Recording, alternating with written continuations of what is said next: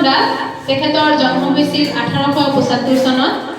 ভাৰতীয় জনজাতীয় স্বাধীনতা সংগ্ৰামী ধৰ্মগুৰু লোকনায়ক আছিল, যিয়ে ভাৰতীয় স্বাধীনতা আন্দোলনত উল্লেখযোগ্য ভূমিকা পালন কৰিছিল।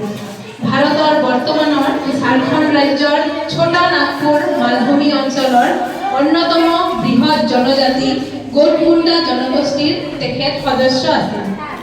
বিৰছা মুণ্ডা মুণ্ডা জনগোষ্ঠীৰ মাজত জনপ্ৰিয় ব্যক্তি হৈ তেওঁলোকৰ অধিকাৰ আৰু স্বাধীনতাৰ আন্দোলনৰ নেতৃত্ব দিয়ে। তেওঁ ব্ৰিটিছ ঔপনিৱেশিক শাসন আৰু ইংৰাজ মুণ্ডাই এই অঞ্চলত ব্ৰিটিছৰ বিৰুদ্ধে বিদ্ৰোহৰ নেতৃত্ব দিয়ে, যিটো বিদ্ৰোহ উলগুলান নামেৰে জনজাত হয়। এই বিদ্ৰোহ প্ৰায় 2 বছৰ ধৰি চলিছিল। সেই সময়ত বিৰছা মুণ্ডা আৰু তেওঁৰ অনুগামী